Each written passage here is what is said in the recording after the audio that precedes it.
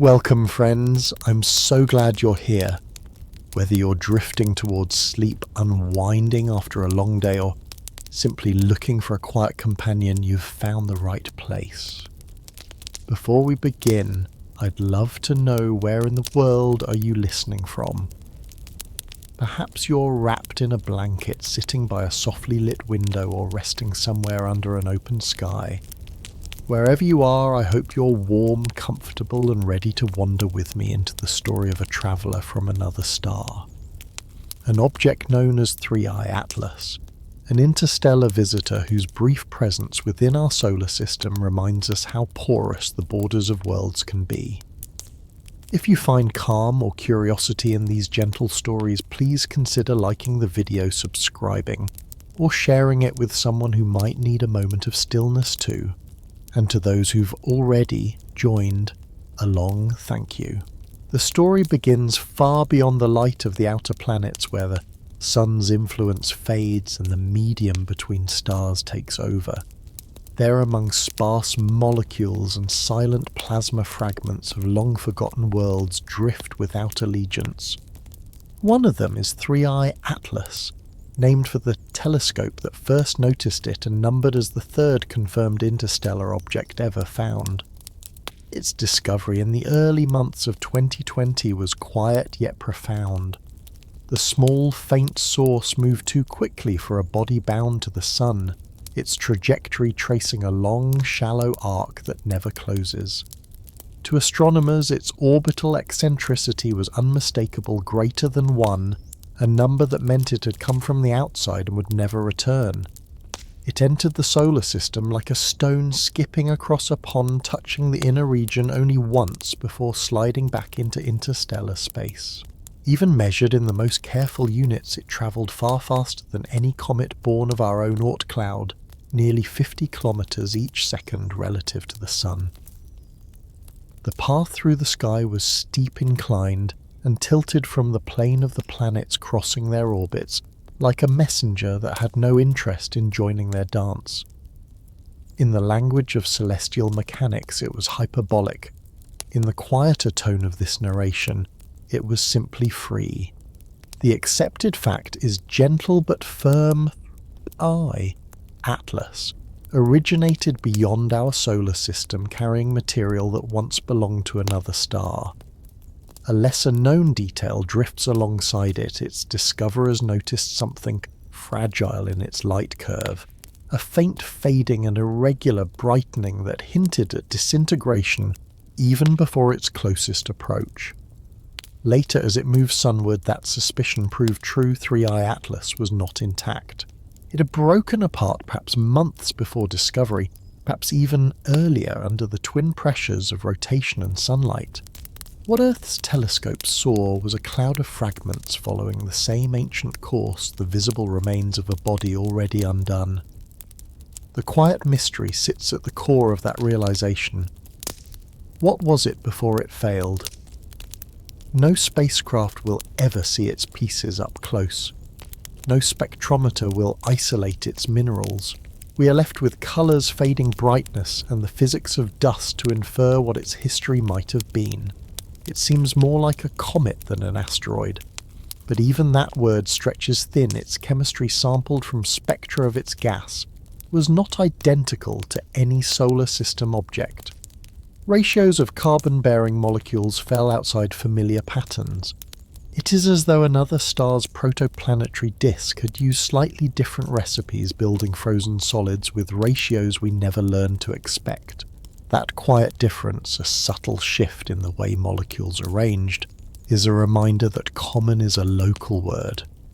What feels universal to us is often only regional to the galaxy. The first soft irony is that something so alien looks so familiar.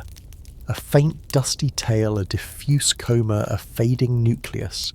The same pattern as countless comets in our archives. The second is that an object travelling faster than any planet's escape velocity still obeys the same physics that shape snowballs here. Gravity, sublimation and sunlight do not care for passports.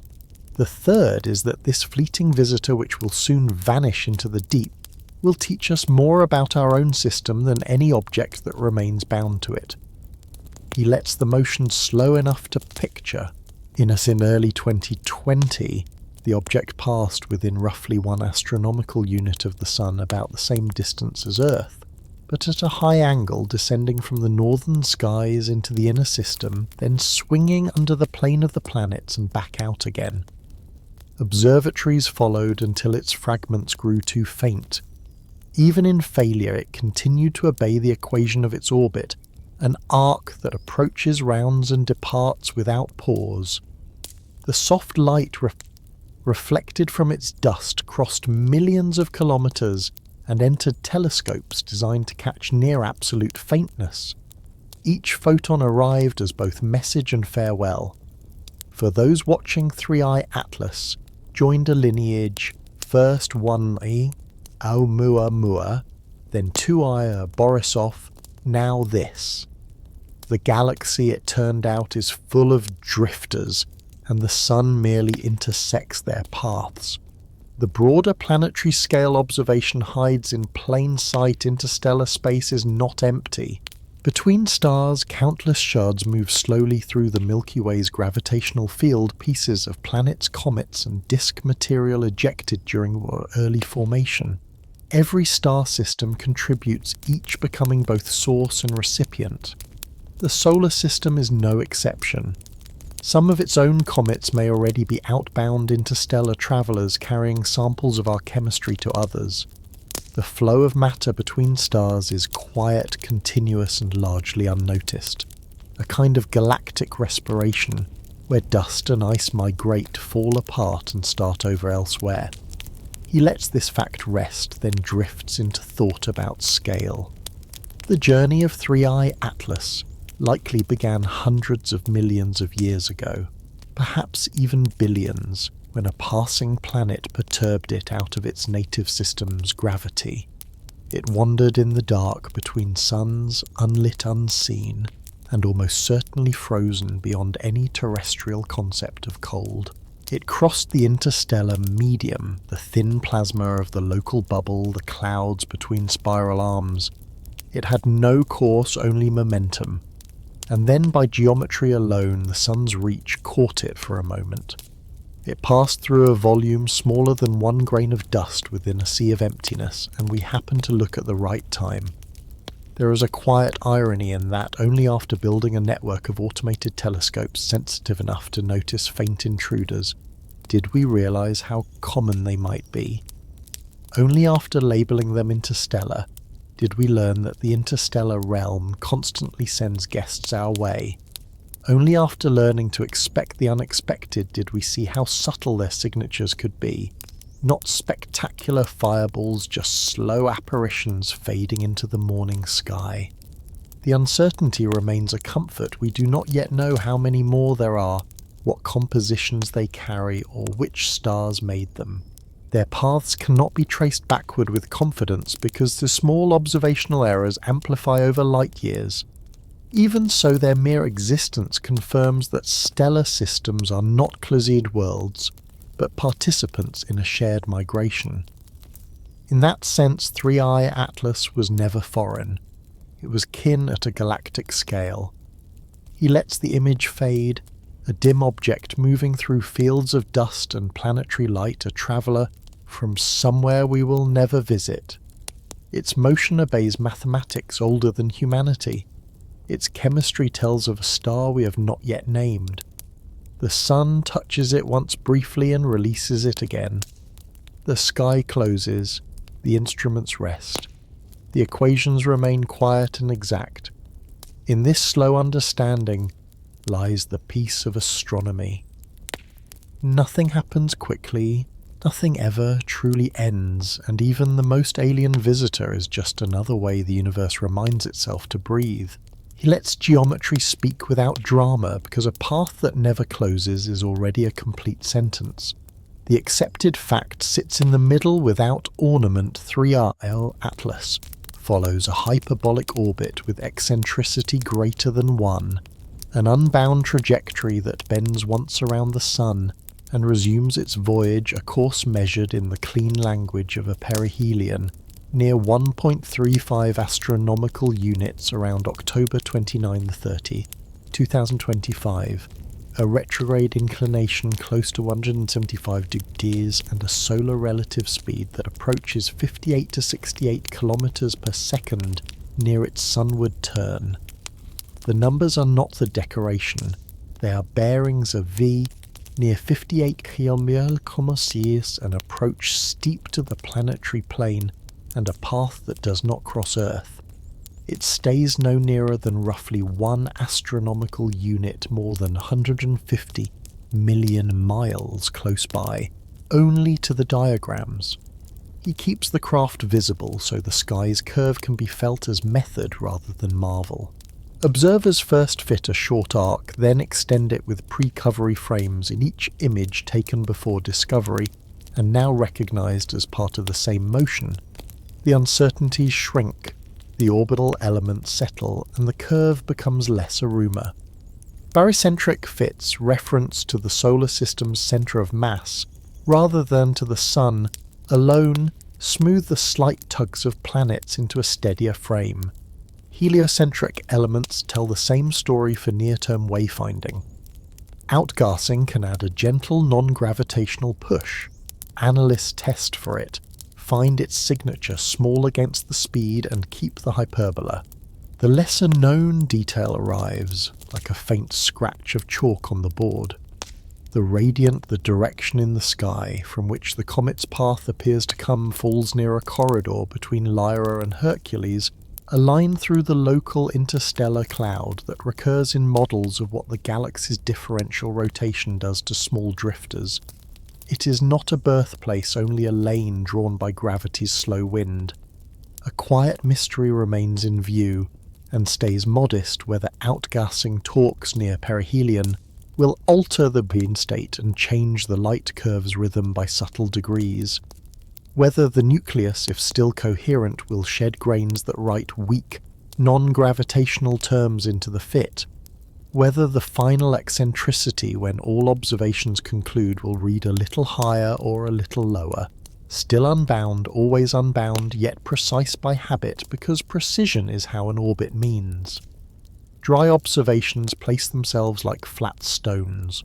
They call an eccentricity of 6 astonishing, and it is compared to bound comets, yet for an interstellar remnant such speed is only inherited inertia from a life between stars. They call the curve a flyby, yet nothing flies by a coordinate system. The coordinate system flies around it while the object moves straight in the larger frame, and the Sun briefly learns to curve it. They call the encounter rare, and it is per Skywatcher, yet surveys now teach that the rare is common in the ledger. Rarity here is a measure of attention, not of flux. He keeps the imagery elemental so a hyperbola can feel simple. The path is a river channel that bends around a buried stone and then continues as if the bend were part of the river all along. The deflection is a nod, not a capture. The Sun turns the vector by a few quiet degrees and lets go. At perihelion distance, Mars-like outward of Earth's warm lane, solar heating strengthens dust lifts and any coma thickens if ice remains. Still no spiral, no hook, only the same single curve traced by a particle that does not intend to stay. One gentle analogy is allowed and then released. The orbit is like a long-distance train that passes through a well-lit station at speed. Lights strike its windows, passengers glimpse a platform, and then rails take it onward. Not because the station rejected it, but because the timetable never included a stop. He stays with the arithmetic that makes the idea quiet. Eccentricity, E1 says, unbound. Semi-major axis becomes negative by convention, a way of writing that the curve would close only on paper, extended past its edges. The Tisserand parameter with respect to Jupiter falls outside the comfort of bound families. No resonance, no shepherding. The giant planet's role is a slight tweak on the way out, not a leash. Deflection angle V is small for such a fast V, a gentle turn measured in degrees rather than a loop. Nothing here threatens, because threat would require crossing and this curve does not cross. Perihelion near 1.35 AU means the comet keeps a respectful distance from the Sun. The radiant's retrograde sign means it meets the planets head-on in frame but never collides in space. Geometry, not drama, sets the calendar. He lets 3 soft ironies find their places. Only took an orbit that never repeats to teach recurrence. Every term eccentricity inclination V appears in the same way it did for Oumuamua and 2i Borisov, a pattern of uniqueness. Only required the fastest traveller in the neighbourhood to appear safest for Earth, because speed plus geometry makes distance not danger. Only needed an interstellar guess to demonstrate how universal celestial mechanics is hyperbolas, drawn by another star's debris, still obey the same equations written for comets born here. He returns to the map as practice because tracking is a habit more than a feat. Survey telescopes, Atlas, Pan-STARRS. Others search great swaths of sky, each night report moving points and feed them to the clearinghouse where arcs become orbits. The Minor Planet Center posts and scouts. JPL's systems update ephemerals as new measurements arrive. Each addition nudges the fit and the future sky position shifts by fractions of an arc minute. Amateur observers chase the new target in small windows of darkness and elongation. Professional facilities pass the light into spectra for gas and dust. The hyperbola persists across this conversation. What could have been an artifact of a short arc becomes a thing shared by many eyes. A second quieter detail sets itself near the ledger's edge. Radiation pressure on the smallest liberated grains makes a dust tail that does not point exactly away from the sun but is blown into a soft curve whose angle encodes grain size. As the comet rounds perihelion, that curve will swing and the geometry of the tail will change, even if the nucleus remains silent. The orbit is felt in dust as much as in position. Another way, geometry writes itself into what is seen. He sits with the idea of worst case without letting it grow teeth. In a room of hyperbolas, worst is not impact but misreading, mistaking geometry for omen or flux for hazard. Here the path is high, the distance generous, the radiant fixed by math, and the only rain likely is a thin drifts of micrometeoroids that disperse into the zodiacal light without notice. Upper atmosphere chemistry will not feel a new term, ground will not learn a name. The worst that can happen to the comet is internal rotation, and heat can unfasten a weak body and fragments can trail along the same clean path like a pale procession. Even then, the curve remains the same. Dry observations resume their walk. They call the inclination retrograde as if rebellious, yet retrograde and prograde are only agreements about direction around a line no comet can see. They call the speed extreme, and it is against planetary motions, yet against the galaxy's dispersion. It is only another draw from a common bag. They call the radiant a clue to origin, but it is a clue only to where we are when we notice. The source star's signature has been erased by time longer than our calendars can hold.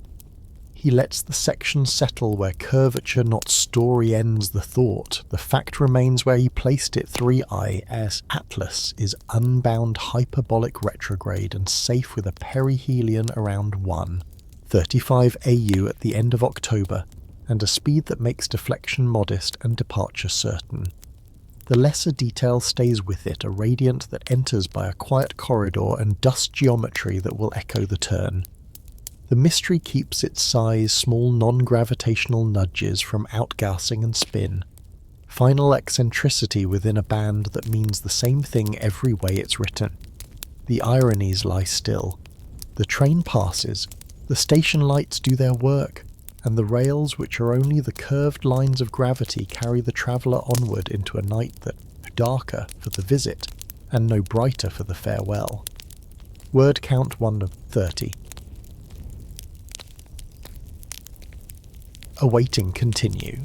He widens the frame until 3 visitors rest in one calm ledger, because a family is easier to understand when all its members are seen at once. The accepted fact sits in the middle without any need to raise its voice.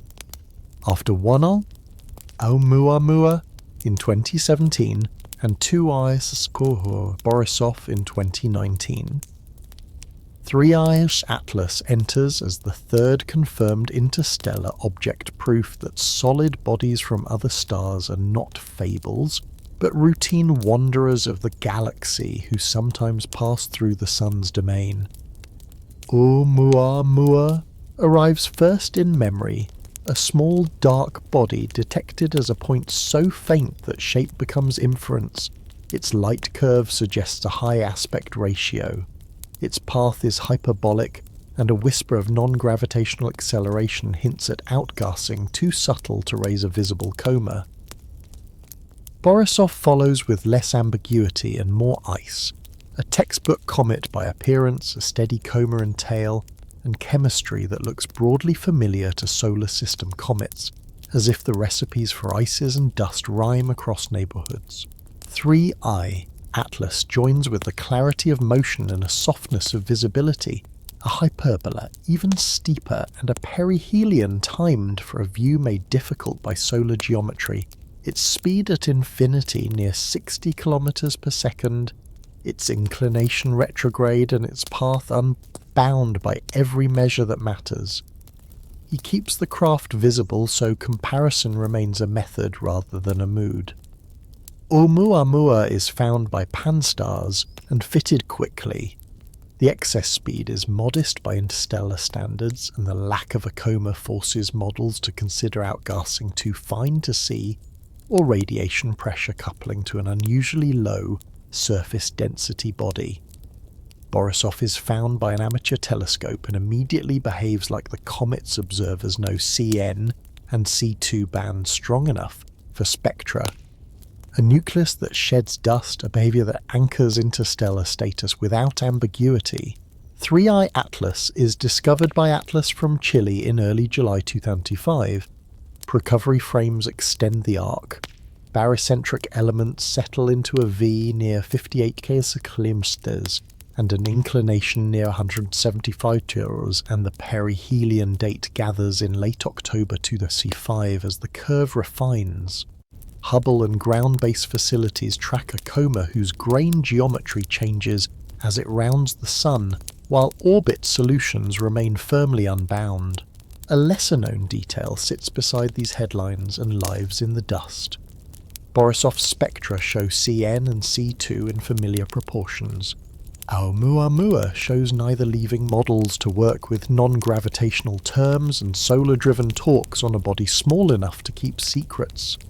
3 Atlas imaged at high resolution shows a teardrop-shaped dust cloud, whose morphology implies a compact nucleus only a few kilometers across, and brightness changes that speak more of grain size evolution than of fireworks. A quiet cometary grammar that looks simple and still encodes a history. He lets a quiet mystery stay seated without asking it to decide between stories. If Oumuamua's tiny push comes from outgassing with exotic volatiles, it would still be a comet too shy for our eyes. If from radiation pressure on a low-density body, its material would be a puzzle of porosity. Nothing in Borisov forces that choice, because its chemistry is ordinary in the most reassuring way. 3 Atlas splits the difference by looking every bit the comet and arriving at a speed and inclination that anchor its provenance beyond dispute while leaving its deeper birthplace thick disk, thin disk, or an older family, an inference from kinematics rather than a fingerprint. Dry observations take their places like flat stones in shallow water. They call interstellar rare, yet 3 detections in less than a decade say more about surveys than about scarcity. Sky coverage cadence and deeper limiting magnitudes turn the unseen into the seen. They call the chemistry alien, but in Borisov's case it matches our comets closely, and in 3 Atlas the dust and gas so far look like variations on a shared theme rather than a different language. Alien becomes a matter of accent. They call the speeds extreme and they are relative to planets. Yet within the galaxy's dispersion they are only ordinary draws from wide distributions. Interstellar objects are fast because they are free. He keeps the imagery elemental so the family can be held in one hand. Oumuamua is a dry leaf blown over a warm road, no shimmer, only motion, and a faint lift too subtle to see. Borisov is frost that steams when the road warms. Three-Eye Atlas is a fleck of snow carried through the station at full speed. While the platform lights skim its surface and then pass behind it, one gentle analogy is allowed to breathe once and then rest. The trio is a first, second and third note played on the same quiet instrument tone, then timbre, then range enough to recognise the scale, even if the song is not yet written. He returns to how they come to be because origin is a process that repeats across stars. During planetary formation, young systems scatter leftovers. Giant planets toss icy bodies outward. Some are parked in analog Oort clouds. Others receive energy enough to escape entirely. Over billions of years, the galaxy collects these cast-offs like a slow ocean collecting driftwood. Oumuamua and Borisov are two such drifters. Three-Eye Atlas is another. Its speed and geometry are the long memory of the star that lost it and the planets that did the losing. Simulations anticipate exactly this: a galaxy seeded with trillions of meter to kilometer scale objects, a tiny fraction of which pass within a few astronomical units of the Sun each year. Surveys then decide how many become names. As cadence increases Rubin's legacy, survey of space and time opening its nightly net detection becomes a form of vision. The galaxy's shared debris field resolves from rumour into statistics. A second lesser detail threads through that same future timing is everything. Three-Eye Atlas reaches perihelion with a solar elongation so small that Earth-based telescopes see little. The most detailed spectra and maps may come not from the ground but from spacecraft that pass through its tail, by coincidence sampling grains and ions as bystanders to a parade. In this too the family teaches patience. Sometimes the sky arranges for instruments already in flight to make the best observations. He sets 3 soft ironies where they will not catch a step. Only took leaving a solar system to become detectable in another, so that absence from home is presence to us. Only required interstellar status to show how ordinary comet physics is. Sublimation dust, drag radiation pressure, reminding that universality is a stronger word than novelty. Only needed a third example to learn that rarity was a function of attention. The sky had been busy all along. We had simply not been watching with enough serene repetition. He lets the uncertainties remain at their proper useful size. Oumuamua's composition remains ambiguous because the signal was weak and the visit quick. Borisov's detailed chemistry narrows models of how other disks assemble comets. Three-Eye Atlas will refine rates and sizes and the likelihood that any given year brings another unbound body across the inner solar system. Estimates already stretch upward as surveys deepen. Averages must be recalibrated every time the net changes mesh. And with each view, arc dynamical fits improve the grammar of how inbound speeds and radiant directions map to the galaxy's stellar population's thin disk, thick disk, and the long echoes of star-forming epochs that left debris still drifting now. Dry observations resume their walk and stay modest. They call a worst case as if collision yet geometry continues to be kinder than fear. The family's members so far pass at distances that keep danger theoretical, and the only measurable influence a slight addition to the zodiacal cloud. They call these visits omens, yet the only prophecy here is statistical: more drifters will come, not because anything has changed, but because instruments have learned how to notice. They call interstellar objects messengers, and in a sense they are, But the message is not alarm, it is connection.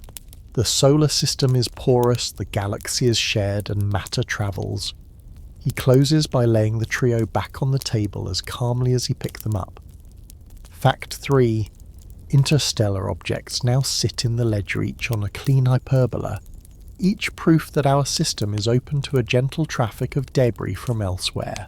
Detail 3I Atlas, discovered in July 2005, rounds the Sun near the end of October, on a steep retrograde path too close to the Sun's glare for easy viewing from Earth, while space telescopes and passing spacecraft offer the best chance at spectra and dust counts. Mystery. Oumuamua's slight push remains a quiet argument about volatiles and pressure. The deeper kinematic origin of 3I Atlas, thick disk or not, stays an inference to be tested by how its dust and gas behave. The family's true abundance awaits Rubin's cadence in the years after. Irony's leaving makes arrival visible. Novelty reveals sameness. Rarity is attendance. The family holds still, the sky resumes its even breath, and the slow exchange of small bodies between stars continues, whether anyone names them or not. He lets the visitor's brightness become a kind of weather, because a pale coma says as much by how it changes as by how it shines. The accepted fact rests in the centre without raising its voice. 3I Atlas presents a diffuse dust-dominated coma and an irregular light curve that together point toward a disrupted nucleus, a body that fractures before or near perihelion and leaves a cloud of fragments to continue along the same unbound path. In images stretched to the sky's limit, the central condensation softens rather than sharpens. Surface brightness falls with radius more gently than a compact intact nucleus would allow.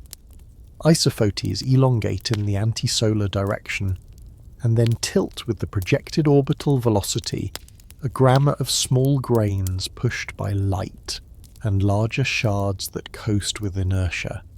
He keeps the craft visible so that fragility can be read as method, not merely as mood. Observers measure FR dust production's quiet proxy by integrating the coma's brightness within a fixed aperture scaled for distance. They correct for phase angle so that forward scattering near small elongations does not counterfeit activity. They compare growth and decline night to night until a trend emerges that looks less like a flare and more like an envelope of slow change. Syndine synchrone maps drawn for different grain sizes and release times are laid over the tail until an alignment fits large grains with low radiation pressure parameter Puma. Hugging the projected orbit, small grains fanned wide. If the synchrone that best matches the tail's edge reaches back weeks or months rather than days, the implication is simple and quiet. Major shedding started well before the object brushed nearest the sun. A lesser-known detail glows briefly, and then takes its seat again as the phase angle swells. Even a coma made mostly of large, dark grains can brighten steeply due to coherent backscatter and shadow hiding in regolith-like dust, a photometric surge that can mimic a fresh outburst unless phase functions are applied. In that correction, some of the drama dissolves into geometry, and what remains is the steadier story of a nucleus losing its cohesion in slow motion. He lets the ways a small body fails arrive one by one, and then stay put. Thermal stress can open ancient seams where temperature gradients drive expansion and contraction each hour of rotation.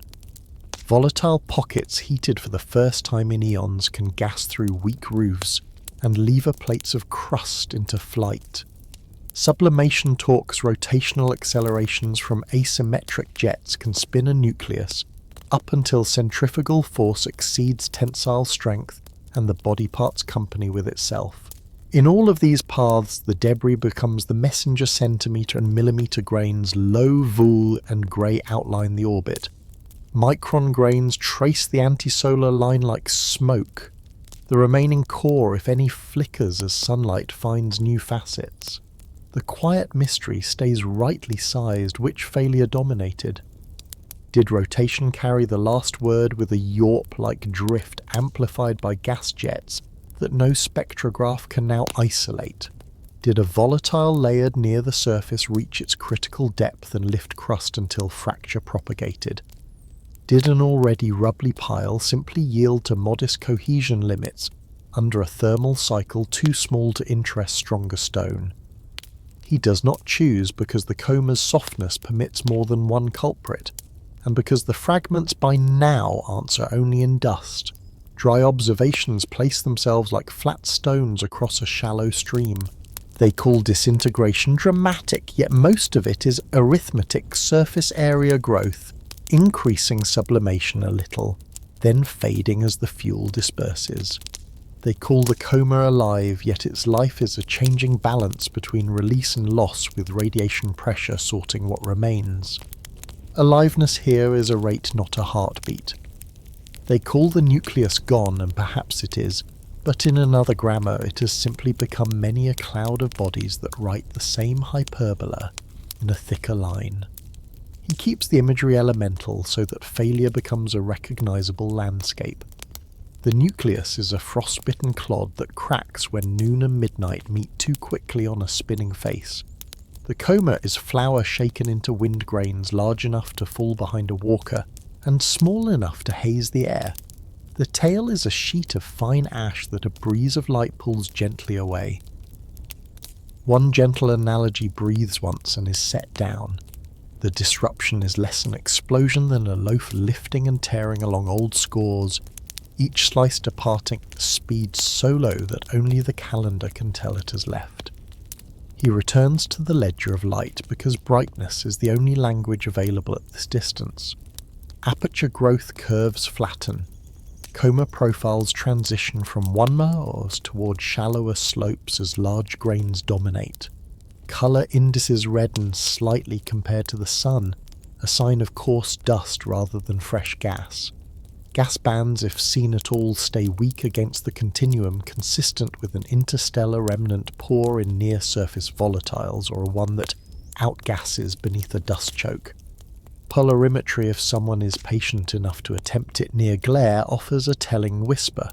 Increased at linear polarization at modest phase angles that points to rough porous grains akin to those seen in aged comets, rather than in newly erupted jets. A second quieter detail rests at the edge of the method.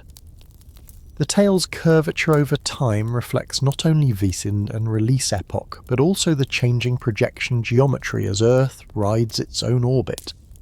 A rotation of the plane of sky can make a single slow-fed synchrone look like a sequence of outbursts, unless the ephemeris is allowed to speak first. He lays 3 soft ironies where they will not catch a step. Only took a body travelling for ages between stars to come apart under a sunlight gentler than what many near-sun comets survive. A lesson in how distance preserves and warmth reveals. Only required breaking into many pieces for the visitor to grow briefly brighter proof that failure can masquerade as life. Only needed dust, the simplest of records, to preserve the most robust evidence of an alien object's history when chemistry and shape stay out of reach. He lets the question called worst case drift into its proper place and then settle. For Earth worst is not fragments flying wide to geometry, keeps them far. Worst is not a storm of meteors. The radiant and distance prevent that too. Worst, if one must keep the phrase, is an object so fragile that it denies close spectroscopic diagnosis, leaving only broad colours and dust physics when what one longs for are lines and bands that bind its origin more tightly. Yet even in that meagre worst, the sky remains generous. Sindens and synchrones, aphar and polarization phase curves and surface brightness slopes, all of these still answer softly when asked plainly. He keeps the cluster of comparisons in view, because 3i Atlas is not the first to fail and will not be the last. Borisov shed layers and lumps, yet kept a recognizable heart, many solar system comets, Atlas among them. In another year and another orbit have broken in similar ways when Torque and Heat teamed up. Oumuamua offered the negative case a body so lean in near-surface volatiles that only a faint non-gravitational term hinted at jets too thin to see. Against that small family 3i Atlas looks like a textbook in fragments, a standard failure mode written in an unbound hand. The larger lesson is not drama, but ecology. Small cold bodies remember construction methods in their weaknesses. Rubble piles carry their assembly lines inside and confess them on approach. He returns to the nucleus once more, not to weigh it, but to notice how it leaves. Fragments, if individually resolved, should line up along the orbital tangent with separations that grow nearly linearly with time. Most will remain too faint to name. The brightest, if any, will subside as surface area declines and grains migrate away. If the largest remnant remains its light curve, may keep a rotation period for a while before new facets and jets erase the rhythm. If no remnant survives, the coma's centre will stay soft forever, and the hyperbola will be drawn only by dust. Either way, the visitor's curve does not change. The sun's one turn with it remains one turn. Dry observations resume their unhurried walk. They call radiation pressure gentle, yet over days it moves small grains millions of kilometres. Gentleness at this scale is only slowness seen close. They call sublimation torques minor, yet over weeks a few micronewtons on a small lever arm can rewrite a rotation state and break stone that would have slept intact in the dark forever. They call a perihelion beyond Earth's orbit, distant yet for a nucleus made of frail aggregates that distance is near enough to unmake. He does not summarize. He lays the pieces back down where they were found and lets them keep their places. Factyp 3i Atlas shows a dust-rich coma and a softened core consistent with the disrupted nucleus that began to shed weeks to months before perihelion. Detail phase angle surges and the geometry of forward scattering can mimic outbursts unless corrected, and Syndene synchrone maps tie the tail's edge to release epochs that precede discovery. Mystery which failure-led thermal stress volatile lift or spin up by jets, and whether any coherent remnant persists. Irony's age fails under mild heat. Breaking brightens. Dust the humblest witness proves most informative. He leaves the fragments moving together like a pale procession along a curve that does not notice their number. The coma continues to thin, the tail continues to change its angle, the dust continues to sort itself by size into geometry. The traveller carries on not as a single body but as a cloud faithful to a single sentence, and that sentence remains the simplest in celestial mechanics approach. Bend, depart, and let the rest of the sky fall quiet again. Word count 1, 2 to 54. Yisa. Awaiting continues. He lets colour become arithmetic because in comets the faintest hues are the most articulate. The accepted fact sits in the centre without decoration spectra of 3i Atlas are dust-dominated and low in obvious gas bands with only tentative or very weak detections of the familiar cometary radicals. CN, near 388 NEM C2 swan bands in the green and perhaps NH2 in the red, so composition is inferred more from what the dust does than from what gases sing. Where Borisov shouted with CN and CO and solar system comets, often light the swan bands without modesty this visitor hums. The continuum rises redder than the sun by a few percent per 100 nanometers a slope that old observers call reddening, typical of large carbon dark grains. He keeps the craft visible so that unfamiliar becomes a method, not a mood. Slit spectrographs gather photons from the coma across narrow windows. Skylines are removed. Solar analog stars correct for the instrument's colour. The reflected continuum emerges, and on it one searches for gas emission superposed. If the signal to noise is thin, upper limits become the language CN production less than a certain number per second, C2 below another. In parallel broadband photometry, GRI filters fixes the colour slope, and narrowband filters tuned to CN and C2 search for excess above the continuum that never rises beyond doubt. Near-infrared windows probe for CO and CO2 through their strongest bands. At these distances, and at this geometry, even those lines remain shy. The coma, by every measure available, is a dust story. A lesser-known detail rests quietly on the spectrum's edge, the forbidden oxygen line at 6:30 in Mostonona, OI, born when water photo dissociates, can whisper water release, even when OH and H2O bands are too weak for direct catch. But near twilight, elongation's airglow in Earth's own sky paints the same line across every frame, and only painstaking subtraction reveals whether the comet contributes anything beyond the atmosphere's hum. In some visits, that subtraction leaves nothing but air. In others, a slight excess survives. For 3i Atlas, the excess, if present, is modest enough to support the rest of the story dust, first gas reluctant.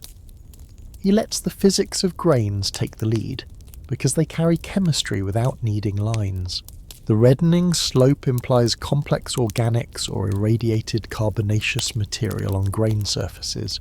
Polarization at modest phase angles, if measured, would trend upward with angle in a way familiar from old porous aggregates rather than from fresh glassy particles. Thermal emission in the mid-infrared. If someone points a warm telescope in time, would show a cool color temperature and a weak or absent 10-micron silicate feature consistent with large grains that mute spectral structure. Grain size distributions retrieved from the tail's geometry prefer millimeter, and larger particles for the bright spine with micron and submicron dust fanning away. Large sizes explain weak gas if the matrix retains volatiles under crust, until slow sublimation releases them only to be choked by dust. The spectrum remains a continuum and the coma a veil. The quiet mystery sits where chemistry and dynamics meet. Is the apparent paucity of CN and C2 a true difference in bulk composition, from solar system comets, an accident of mantle buildup that hides familiar ices behind an insulating layer, or simply geometry, small solar elongation, high phase angle, and glare reducing sensitivity to faint bands? If the first, then another stellar nursery wrote a slightly different formula for icy solids, perhaps more CO2 and CO, less complex carbon chain precursors at the surface. If the second, then the object is not alien so much as aged in interstellar space, its surface toughened by cosmic ray processing into a tar that prefers to release dust rather than to sing in gas. Either way, a dust-rich coma is consistent with the nucleus unravelling by torque and heat, and the chemistry becomes an inference game that prefers patience to verdicts. Dry observations step down like flat stones across a shallow bar. They call such reddening exotic, yet it is the normal colour of many old comets and D-type asteroids, a shade that carbon and iron oxides share after long irradiation. Alien is a word that mostly means undramatic here. They call the gas weak, and it is yet weak bands at bad geometry, as much a mirror of observing circumstances of nuclei. The same body a month earlier or later might have obliged more. They call dust featureless, but featureless is the mark of large fragments, smooth continua from big grains whose very blandness says coarse, which is itself a feature. He keeps the imagery elemental so the labours of spectra feel like weather. Gas lines are ripples on a dark pond. When wind is low, ripples lie down and only the hue of the water remains. Dust continuum is dusk in a clear sky, a slow gradient from gold to red that tells the hour without announcing a single star. The weak OI is a firefly against city lights. You see it only if you cup your hands around the glare.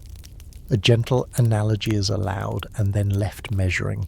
A dust-rich interstellar visitor is like listening for a whisper while rain falls on a tin roof. You learn cadence and presence, not syllables, and cadence is already a language. He returns to quantities because even other whispers carry numbers. AFR grows and declines as the aperture slides. Phase angle corrections reduce surges near small elongation. Color slopes stand at a few to 10% per 100 nanometers. CN production, if reported at all, sits below typical solar system comets at similar heliocentric distance by factors that keep gas from claiming the scene. Dust-to-gas ratios therefore are high, though the denominator is a limit and must be treated with care. In the infrared non-detections of CO2 bands translate into upper limits that still allow CO2 to be significant if hidden under dust. In the radio searches for OH-Maser lines are unsurprisingly quiet at such geometry. None of these numbers scandalize. Together they form a consistent mood. A second precise detail keeps its small importance sodium D-line emission at 589 nm. Sometimes strong in comets close to the Sun can appear even when other gases do not carried by sputtered sodium from grains, rather than by volatiles. If a faint sodium tail emerges in narrow-band images, it traces sunlight's hammer on dust surfaces. If it does not, the grains are either large glass poor or the glare is too strong to allow a test. He sets 3 soft ironies where feet will not stumble. Only took a journey between stars to end in a chemistry lesson that reads like the older chapters of our own comet's dark dust, hesitant gas, familiar slopes, alien by passport, domestic by behaviour. Only required a nucleus to come apart for our instruments to see more surface area rising. Brightness increasing not because life grew, but because unity failed. Only needed a spectrum almost empty of lines to become rich in inference. The lack is the map. He lets worst case stay in the cabinet small and clearly labelled. If one imagines worst as danger chemistry offers none, a dust-rich coma at more than astronomical unit is a painter, not a hammer. Grains disperse into the zodiacal light and forget their names. Earth's air notices nothing new.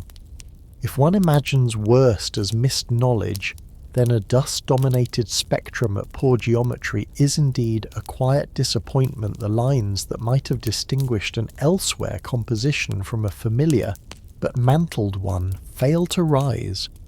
Yet even that worst brings comfort. Rubin and future infrared surveyors will meet others at better angles. Learning is a cadence, not a single pass. Dry observations resume their walk. They call interstellar chemistry a frontier and place flags at single measurements. The frontier here is statistical many modest spectra, not one dramatic one. They call dust frustrating when gas is desired, yet dust is the most faithful courier of a body's mechanical history. What broke when and with what sizes are written in it, more plainly than in any line. They call the continuum boring, and then they use its slope to classify grains, its polarization to measure porosity, its thermal color to bound sizes. Boredom proves useful. He returns once more to the family because comparison steadies an inference.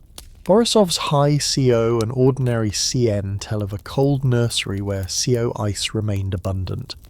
Oumuamua's lack of visible gas and faint non-gravitational acceleration suggested volatiles that do not announce themselves in optical bands or an object so low in density that sunlight's push mattered. 3I Atlas. With dust strong and gas shy, occupies a middle ground cometry by behaviour stingy by lines, a traveller that may wear a processed crust or may truly be poor in easily excited species at its skin. The galaxy allows both. Long ages in the dark do that to ice. He lays the pieces back down with the same care he used to pick them up. Fact. The spectrum of 3I Atlas in the weeks around perihelion is dominated by a red and dust continuum, with weak or absent CN and C2, so dust physics carries most of the message. Detail the faint OI 630 Nam line, if any excess can be teased from airglow, would be the quietest proof of water. Polarization and a muted 10 micron feature, if measured, would argue for large porous grains that smooth the spectrum's structure. Mystery whether low gas bands mean true compositional difference, or a mantled aging surface that throttles familiar volatiles. Whether sodium or other minor species will speak where bigger molecules do not. Irony's alien that behaves like home, failure that brightens, emptiness of lines that fills with inference. He leaves the dust doing what it does best, writing geometry into light while chemistry waits for better angles and more visitors. The coma thins the grains sought by size and Vul, the tail's spine fades into background, and the spectrum returns to the night from which it briefly rose a faint red slope that said enough by choosing not to say everything. Word count 1267. Can. Awaiting continue. He widens the map until a single line through darkness touches constellations, gases, and the slow wind of the galaxy, because arrival is not a place but a geometry that keeps its shape while names change. The accepted fact sits in the centre without needing emphasis. The incoming velocity of 3I Atlas, after subtracting the sun's pull points back to a radiant in the region between Lyra and Hercules, a retrograde approach only a few degrees from the solar apex, the direction towards which the sun itself moves through the local interstellar medium, so that in the heliocentric frame the traveller seems to come from the same quarter, where our motion makes the interstellar wind appear to blow. He keeps the craft visible so that this coincidence feels like physics and not omen. Astronomers begin with astrometric positions measured against a star field tied to an inertial frame. They fit a hyperbolic solution to those points. They convert the osculating heliocentric motion into barycentric elements that remove the planet's tug. The hyperbolic excess vector v then becomes a clean arrow describing where the object was headed before the sun deflected it. Turn that arrow backward and you obtain a radiant on the sky that is not a birthplace but a direction of approach. Transform it into galactic coordinates and it lies near longitudes and latitudes where the sun's own peculiar velocity through the local standard of rest points. Subtract the sun's motion and the object's speed in the local frame falls into the same wide family that stars of the thin disk carry tens of kilometers per second, not hundreds ordinary by galactic standards and dramatic only against planets. He lays down one lesser-known detail like a pin in a paper map. The same quadrant of sky hosts the inflow of interstellar neutral helium measured for decades by spacecraft that taste the wind sweeping through the heliosphere.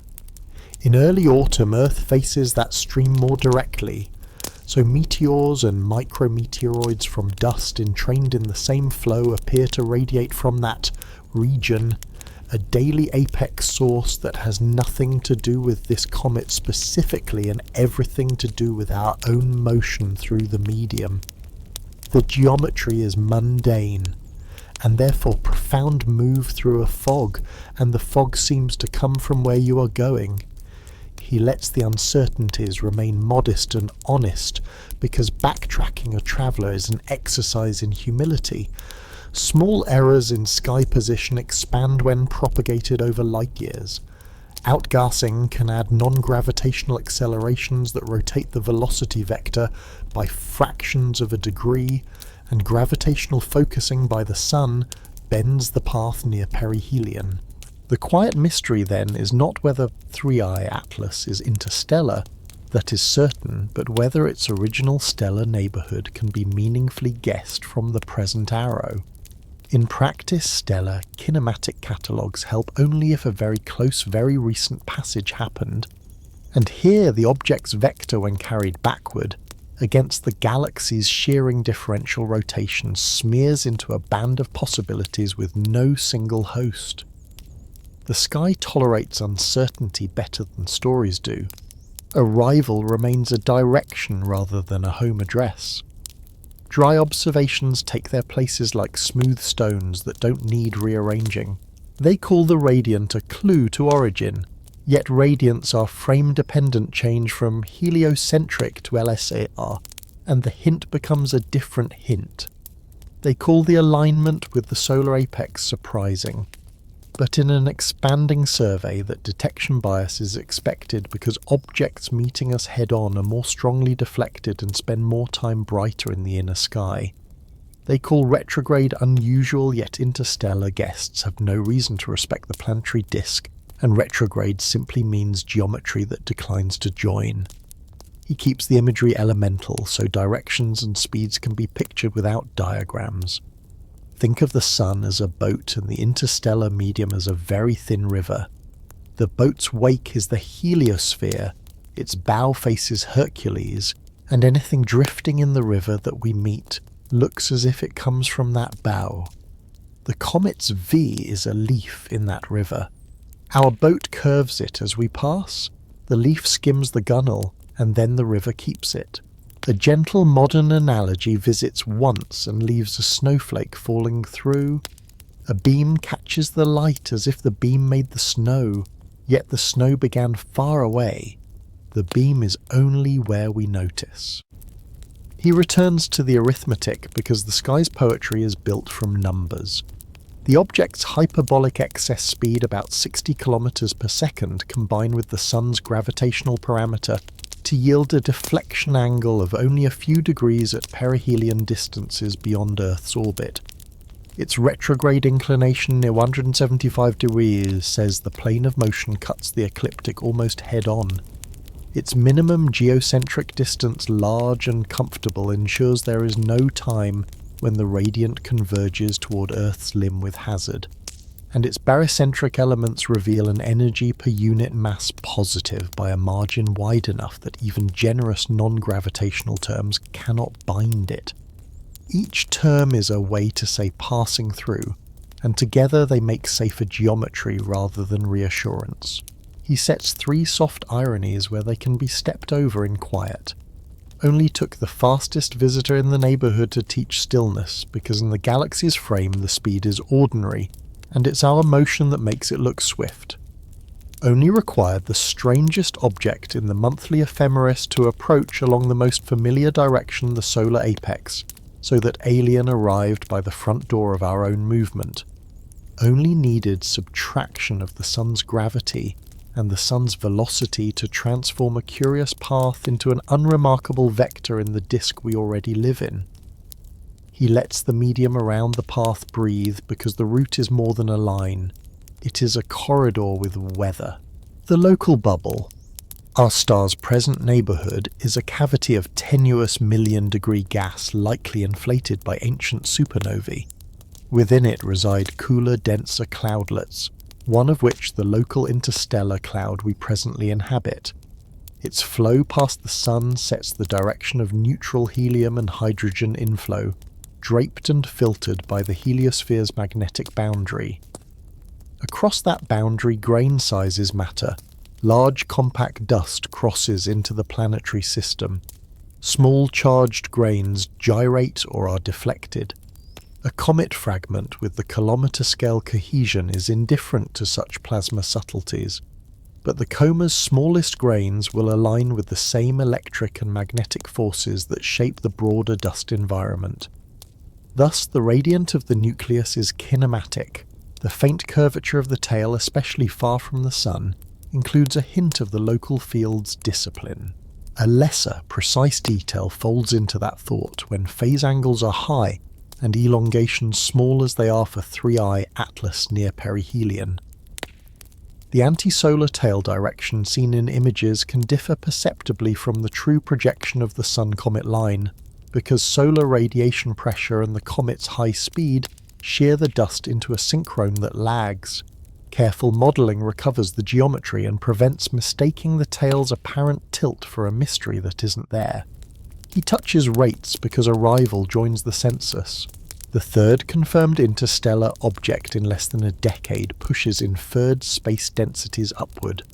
Rough estimates suggest that at any moment within a sphere, a few astronomical units across countless meter-sized pebbles, thousands of 10-meter stones, and at least a handful of kilometer-class bodies drift with speed similar to this one most unobserved. Those that meet us near the apex are most likely to be seen because their relative speed stretches the time they spend above the survey limit, and because their approach vectors make parallax and curvature easier to fit in short arcs. The geometry thus becomes its own selection effect, a radiant map dotted near Hercules, not because that is where things are born, but because that is where attention and physics overlap. He lets worst case arrive without mood and then leave the room politely. In a corridor defined by high speed, large distance, and retrograde inclination, worst is not a collision, nor even a remarkable dust encounter. Worst is a purely observational fate, perihelion near the sun's glare, small solar elongation at discovery, and a phase angle that flatters dust brightness while punishing gas line sensitivity conditions that make composition harder to read and spin state changes harder to trace. Yet even this observational worst comes with gentle good. The geometry that hides spectra makes dust physics louder, and dust carries the history of forces, radiation pressure, rotation, sublimation torques more plainly than gas might have in a brief window. Dry observations resume their walk and stay even. They call the LSR a standard, yet every star has a peculiar velocity and every object a different inheritance. The standard is a helpful average, not a law. They call the apex upwind and picture a breeze, but the breeze is only our crossing of a calm. They call the radiant between Lyra and Hercules for memory's sake, while models quietly convert that phrase to unit vectors and covariance ellipses that fit inside a few arc minutes. He returns once more to the visitor itself because arrival is also about the way leaving is arranged. As 3i Atlas rounds perihelion, the deflection rotates its outbound V by only a little. In barycentric terms, the future is a mirror of the past with a small turn. In the sky, the radiant becomes an anti-radiant on the opposite side. The dust tail which trailed sunward before swings and eventually points roughly away. Weeks later, the object fades below reach and the geometry that brought it here continues with no one left to witness it. The corridor stays open for others. We will notice more, and the map of radiance will thicken into a band that reflects our motion as much as theirs. He places the three soft ironies one last time where they belong. Only took the mathematics of a straight line in a rotating drifting frame to make a story that feels curved. Only required a frame change from us to the galaxy to turn fast into ordinary. Only needed a neighbourhood so thin that we call it empty to supply the only wind this traveller ever feels. He leaves the section where direction becomes quiet. The fact remains where he placed it 3i Atlas, approaches along a radiant near the solar apex with a hyperbolic excess speed typical of thin disk debris, is turned a few degrees by the sun and departs along the corresponding anti-radiant unbound throughout. The lesser detail keeps its seat. The same quadrant hosts the inflow of interstellar helium that defines our local wind, a reminder that apparent sources are often functions of our own motion. The mystery keeps its proper size, backtracing to a parent star dissolves into a band of possibilities once uncertainties and galactic shear are admitted. The ironies lie still. Direction is a frame, speed is a comparison. And arrival, when described carefully, is only the place where two motions briefly meet and then go on. Word count 1260. Awaiting continues. He makes a measurement out of absence because for 3i Atlas, the brightest thing is the coma that hides what matters most. The accepted fact sits in the centre without asking for attention. No telescope cleanly resolves the nucleus. so its size, shape and spin are inferred from a dust-weighted light curve, a fading continuum slope, and the way the tail's geometry encodes grain sizes constraints that place the body in the kilometre class at most, and perhaps much smaller after disruption with rotation fast enough to be mechanically consequential and uncertain enough to keep every answer conditional. He keeps the craft visible so that unknown becomes method rather than retreat. Observers extract an absolute magnitude by removing distance and phase angle effects from measured brightness, then convert that h into an equivalent radius by assuming an albedo.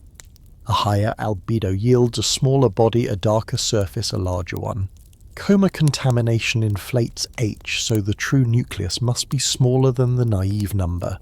Forward scattering at high phase angles brightens the dust more than the nucleus exaggerating the same illusion. When coma profiles flatten relative to a 1-Mauer's law at small radii, the team tests smaller apertures and PSF-fitting photometry to push closer to the unresolved core. Rotational modulation rides on top as a low-amplitude flicker periods the sort by Lomb-Scargel, or phase dispersion minimization on nightly series, yet fragmenting bodies do not keep rhythms for long. Non-principal axis rotation tumbling can smear any period into a family of aliases, and evolving dust jets add a changing pedestal that hides the cleanest peaks. A lesser-known detail lives quietly at the edge of these steps at small solar elongations. The sky's brightness gradient across a field can exceed the coma's contrast, so flat field errors, shutter, pattern imprints, and low-level fringing in red filters become sources of false periodicity unless the background is modelled two-dimensionally and calibrated with sky frames taken near in time and air mass. Under those conditions, a period can be a residual, and the cure is patience rather than excitement.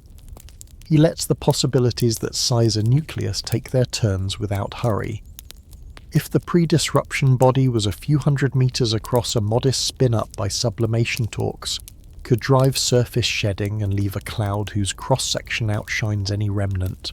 If it was near a kilometer, then breakup implies a low tensile strength, a rubble pile with cohesion measured in pascals and a rotation period that approached the limit where centrifugal acceleration equals gravity plus cohesion. In such piles, even thermal fracturing at day-night boundaries can start a failure that jets then complete. The quiet mystery holds its proper seat which limit was crossed. Was it the spin barrier whispered by dust jets, a Yorp-like drift that interstellar ages had already primed? Was it a layer of volatile ices that cracked a bonded crust once sunlight returned?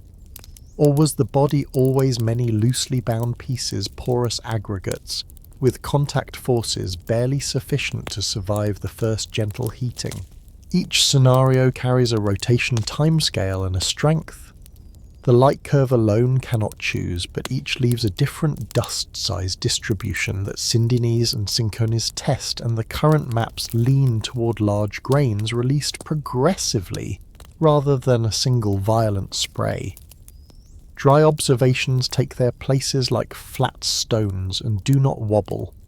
They call a non-detection of a point-like nucleus disappointing, yet it is the expected outcome when dust dominates and distance remains large. Disappointment becomes design when models allow the coma to be the mask. They call period searches inconclusive, but inconclusive as a form of truth for a tumbling, breaking body. The insistence on a single frequency would be the error. They call albedo assumptions arbitrary, yet the range is disciplined by other comets and D-type asteroids. Darkness is the rule, bright surprises are rare, and the resulting radii are bands not guesses. He keeps the imagery elemental so that absence can be seen. The nucleus is a stone behind a waterfall. The more it crumbles, the more the water thickens. The silhouette becomes everything, and the stone retreats into inference. The coma is flower in late light. Each grain catches the sun briefly and lets the rest pass. The tail is chalk dust in a draft curving where breeze and gravity conspire. A gentle modern analogy breathes once and rests measuring 3A Atlas. Now is like estimating the size of a bell from the reverberation of a room you cannot enter. The overtones tell you how large it could be, and the decay time tells you how hollow. He returns to arithmetic because absence still carries numbers. Treat the reddened continuum as dust and fit a mixing model of porous aggregates, refractive indices for carbonaceous material and silicate's porosity a free parameter. The best fits at these phase angles prefer large fluffy aggregates with high porosity which mute spectral features and push the colour temperature below blackbody at the same heliocentric distance. Adopt a nominal geometric albedo of 0.04 and an absolute magnitude h derived from PSF-weighted cores. Even after correcting for forward scattering surge, the implied radius for any surviving remnant is no more than a few hundred meters. If no point source survives within limits, the remnant can be smaller still, or there is none. Independently use the dust tail's spine length and curvature to infer ejection speeds meters per second for millimeter grains. Then back out the escape speed those grains must exceed. Such speeds imply a low-gravity, low-mass parent consistent with sub-kilometer sizes. A second precise detail takes its seat near the ledger's edge. Without a radar bounce impossible at this distance, and speed the only direct size constraints would come from stellar occultations, chance alignments where a fragment passes in front of a star. Predicting such chords for a rapidly fading, fragmenting hyperbolic object is a lottery with too few tickets. In their absence, upper limits will remain photometric for this passage. He lays 3 soft ironies where they belong. Only took a bright coma to make the nucleus the darkest thing in the frame. Only required the fastest visitor to be the poorest candidate for close characterization, too quick, too near the sun, too wrapped in its own dust to answer plainly. Only needed the absence of lines and a flicker with no single period to become the most informative signals about strength and grain size. He stays with mechanics because a strength is a story told by rotation. For a rubble pile of density near 500 to 1000 kilograms per cubic meter, a critical rotation period of a few hours marks the boundary where cohesion must help gravity. Periods shorter than that require Pascal-level tensile strengths. Values that laboratory analogues and numerical rubble pile models do not find extravagant, but do find consequential. If a surviving remnant shows a period near or below those thresholds before the light curve dissolves into noise, then talk and break up together, own the narrative. If no period survives, then the remnant is below detection, or gone entirely. Both outcomes favour weakness over monolith. The coma's grain-size distribution supports the same conclusion. A dominance of millimetre to centimetre pieces implies mechanical failure that lifted larger class, not merely gas entrainment of micrograins. The quiet mystery returns to porosity because porosity decides the line between survival and loss. Interstellar exposure to cosmic rays darkens and compacts surfaces slowly. An ancient body might carry a mantled crust that raises apparent tensile strength just enough to delay shedding until spin-up makes failure global, not local. Alternatively, a fresher surface could have failed in patches leaking dust for weeks as before any structural break. The coma's steady brightness envelope fits the second path better than the first, more slow drift than single cliff. Dry observations resume their patient walk.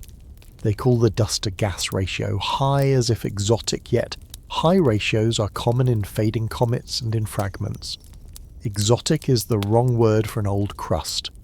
They call the colour red as if particular, yet red is a slope that many irradiated surfaces share an adjective that belongs as much to process as to place. They call the tail curved, and it is yet curvature is geometry, the synchrone map of release times pushed by radiation pressure, not a personality. He notes one more constraint, that absences allow thermal non-detections in the mid-infrared set. an upper bound on the cross-section of warm dust, and thus on the total mass in small grains. Coupling that to the optical cross-section yields a power law slope for grain sizes. Slopes steeper than 3.5 concentrate mass in the largest pieces consistent with a rubble origin rather than fresh condensation. Meanwhile, the total dust mass divided by even generous gas upper limits makes DG ratios that exceed those of common comets by factors of several, which may be composition, or simply a crust doing its job too well. He lets worst case take its proper meaning misinformation and then be done. Worst is no secure rotational period, no resolved remnant, no strong gas lines and no occultation. Worst is a nucleus that refuses to be weighed because dust both brightens and conceals. Yet worst is still useful.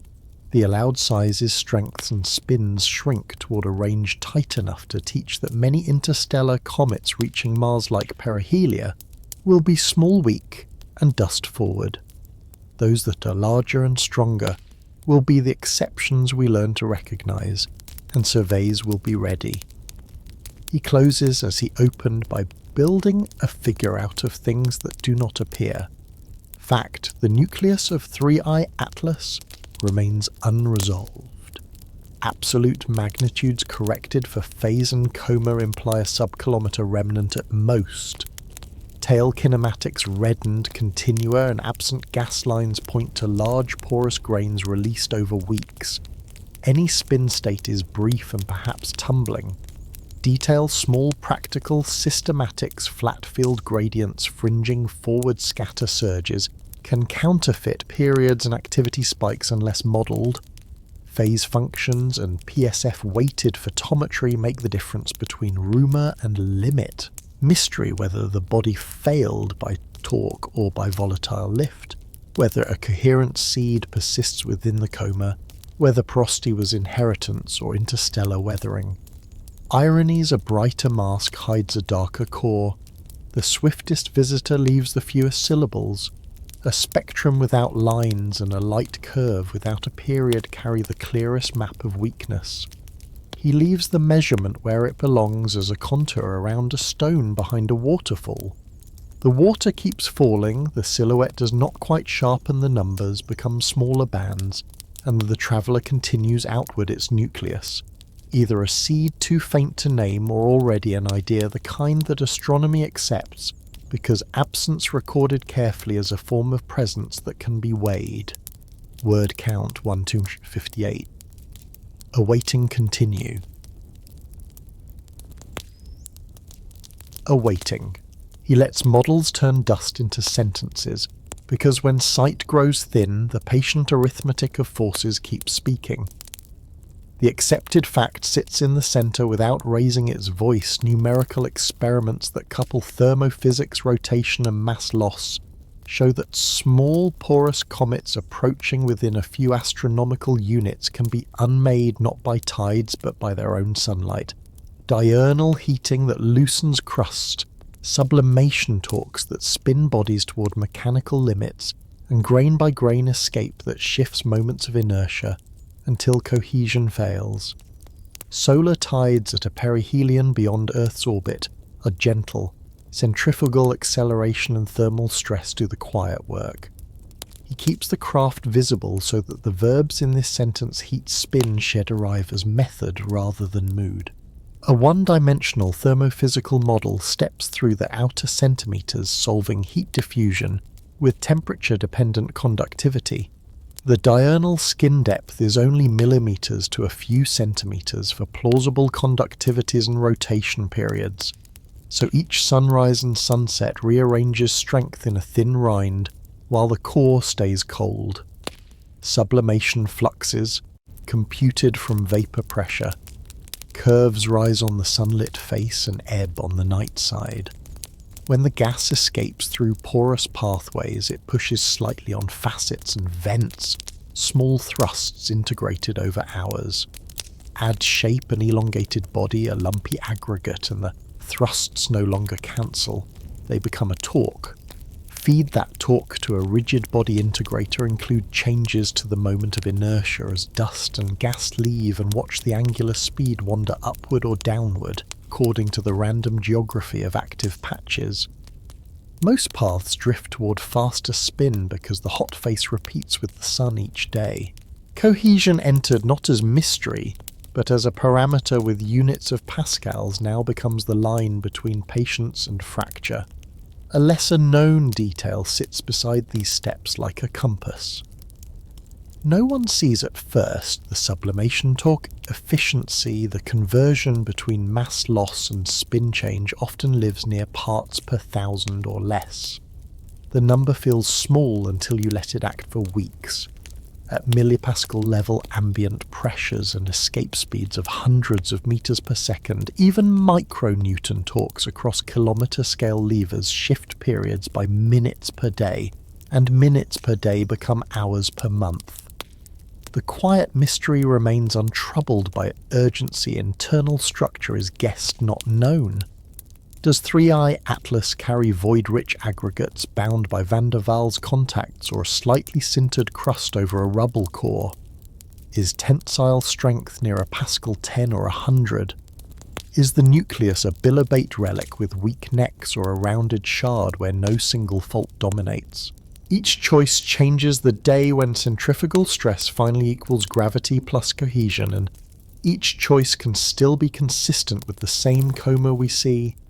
Dry observations put down their flat stones without trying to cross the stream too quickly.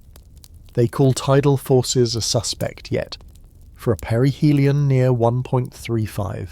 Astronomical units, solar tide is a footnote compared to a spin period dropping below a few hours.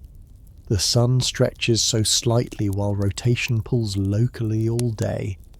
They call outbursts dramatic, yet in models most mass loss is a slow fogger. Thousands small releases, more than one event. Drama is a curve built from patience. They call failure sudden, but the ledger shows drift torques that meander, cohesion that holds until it does not. Suddenness is the last page of a long chapter. He keeps the imagery elemental so calculation feels like weather. The thermal wave is a tide in dry soil. It advances a finger's length each day and retreats, leaving grains a little looser than before. The torque is a wind through a keyhole that nudges a door by the same hand every morning. The fracture is a frost line that finally connects two old pores and whispers the body apart. One gentle analogy is allowed to breathe and then sits quiet, modelling. A dust-driven breakup is like forecasting a landslide by weighing every raindrop. Each drop is trivial and the count is decisive. He returns to the grammar of solutions because different codes tell the same story in different dialects. Mass spring lattices treat a nucleus as a web of bonded points, raise the sin and bond stretch, slip and yield. Failure begins at necks and edges. Fragments leave at meters per second and seed the tail's spine. Continuum plasticity models inspired by Holsapple and others define yield envelopes for cohesionless or weakly cohesive aggregates. Crank the angular speed until shear stresses breach envelopes near the equator. Reshaping equatorial mass shedding and bifurcation appear without flare. DEM discrete element method simulations let irregular grains jam and unjam. Porosity matters, friction matters, and the signature of high porosity is large clasts that leave intact rather than dust alone. Thermophysical rotational couplings. SciOrp for sublimation-driven YORP. Add the missing feedback spin alters, insulation patterns through attitude changes. Attitude changes move active patches. Patches move the torque. The curve that seemed simple becomes a wandering line that still finds the same cliff. A second precise detail takes its place at the margin where sublimation meets inertia as mass exits. The principal axis can shift, and if torques do not align with the new axis, non-principal axis rotation tumbling appears. Tumbling smears diurnal heating, reducing the amplitude of thermal cycles at any single facet, while broadening the area that sees morning. In codes, this can delay failure slightly, while increasing global dusting. In light curves, it flattens peaks, adds aliases, and makes our earlier period searches into exercises in humility. He sets 3 soft ironies where they will not be in the way. Only took the warmest season of a stone's life, a few weeks at Mars-like insolation, to erase millions of years of interstellar stasis. Only required a force too small to weigh on a kitchen scale to unwind a body large enough to be seen from tens of millions of kilometers. Only needed a model tuned to patience to predict what observers call an outburst, a word for the moment a long slope finally reaches a crest. He keeps attention on survival because failure is only one end of a spectrum. If cohesion is a little higher, if activity is choked by a thicker mantle, if rotation begins slower, then models land in another basin. Modest dusting torque that saturates in a nucleus that rounds the sun intact, but altered spin changed by tens of percent at a few shallow landslides, a relocated centroid. In that family of outcomes, 3i Atlas would leave not as a cloud, but as a leaner stone with a new rotation state and a tail made mostly of older dust. Which basin it chooses depends on numbers we do not know, precisely density cohesion, porosity, and on insulation integrated over its specific path. All we can say is that tides cannot force the issue and heat can. The lesser known detail returns with the calm of a footnote. Thermal conductivity in highly porous aggregates can be dominated by radiative transfer across pore spaces rather than by solid-state conduction. When pores are wide, effective conductivity rises with temperature, and diurnal cycles penetrate a bit deeper than simple rules suggest. When pores are narrow and filled with fine dust, conductivity remains low, and a crust insulates. Either way, the active layer is thin and the core is hard to wake.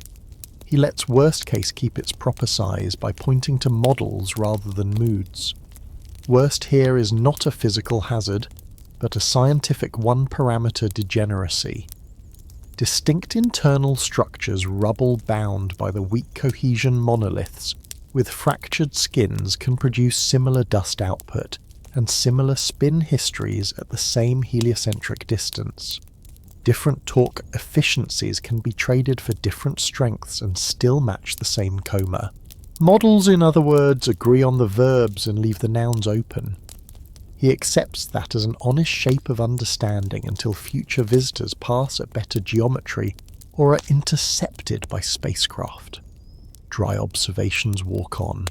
They call models speculative, and sometimes they are, yet the same models explain spin changes in many solar system comets and reproduce tails periods and fragment trains where data are rich. Speculation narrows when prediction meets even thin measurements. They call the parameters many, but the outputs that matter here are few. Spin drifts, mass shedding thresholds, grain speed distributions, and those converge across codes. They call sunlight gentle, but numbers remind that the latent heat of water and carbon dioxide multiplied by square meters and days rights powers large enough to move mountains of dust very slowly, until one dawn nothing holds. He returns to the coma because it is the map models must read. The Sindine synchrone patterns we already see broad fans of micron dust, a spine of larger V0 grains along the orbit, belong to sustained shedding instead of shocks. Ejection speeds of millimeter grains inferred from curvature maps meters per second agree with escape speeds from subkilometer nuclei.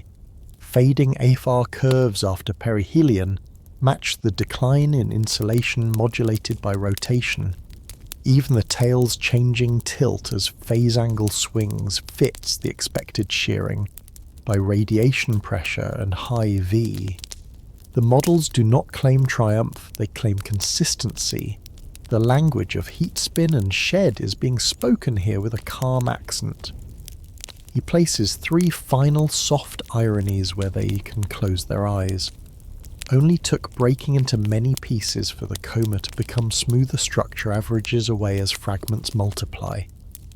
only required running forward in time for a few weeks to learn mostly about the past cohesion porosity and shapes written long before Discovery decide everything. Only needed failure to argue for kinship 3i Atlas breaks for the same quiet reasons our own comets do, which makes Alien a matter of address, not anatomy. He leaves the models idling where they belong, guides that prefer ranges to proclamations. The fact remains where he placed it at Mars-like warmth tides are negligible, and sunlight is decisive. Sublimation torques and diurnal stresses can spin and unmake a porous nucleus in weeks. The lesser detail keeps its seat a centimetre-scale skin with conductivity set by poor radiation as much as by solids does most of the living, while the interior sleeps. The mystery stays measured. Cohesion, porosity and shape choose between survival with scars or dispersal into a train numbers. We do not yet know precisely and may never recover for this traveller. The ironies lie still. Patience is the force, gentleness is the tool, and the end of a body that crossed light years is written by the shallowest tide imaginable. Sunlight arriving every morning, finding the same seam, and saying the same quiet word until it opens. Word count 1, 268. Awaiting continue. He lets counting become a form of weather because the sky's quietest traffic reveals itself only when patience accumulates. The accepted fact sits in the middle, without raising its voice. 3 confirmed interstellar objects in less than a decade. Oumuamua Borisov and now 3i Atlas force upward. The estimated space density of unbound bodies implying that at any moment the inner few astronomical units host a shifting population of meter-scale pebbles, tens of meters stones, and occasional kilometre-class travellers whose orbits are hyperbolic and whose presence is routine even if their names are not. Surveys write this arithmetic almost shyly. They watch in wide fields and short exposures. Moving points rise from noise, linked detections become arcs, arcs become fits, fits are tallied, and tallies turn into a rate.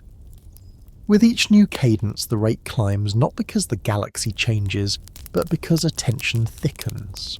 The lesser known detail settles beside this ledger, like a fine print that matters.